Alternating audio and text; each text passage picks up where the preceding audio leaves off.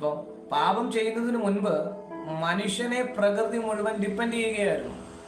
മൃഗങ്ങൾ, ഇവിടെയുള്ള പ്രപഞ്ചം മുഴുവൻ മനുഷ്യന്റെ വാക്ക് കേൾക്കാൻ മനുഷ്യനെ ഡിപ്പെൻഡ് ചെയ്യുന്നു. കാരണം മനുഷ്യനായിരുന്നു റൂളർ. ഈ റൂളർ മനുഷ്യനായിരുന്നു. ഹല്ലേലൂയ.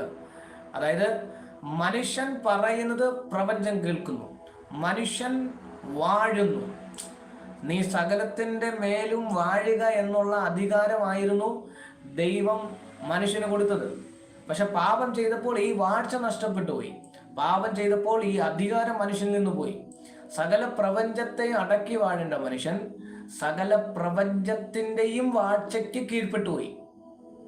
ഓ കമോൺ. ഇവിടുത്തെ ടൈം, ഇവിടുത്തെ ടൈം സോണ്, ഇവിടുത്തെ സൂര്യൻ, ഇവിടുത്തെ ചന്ദ്രൻ, എന്തു വേണ്ട എല്ലാ സകലത്തെയും വാഴേണ്ടത് മനുഷ്യനായിരുന്നു. പക്ഷെ മനുഷ്യൻ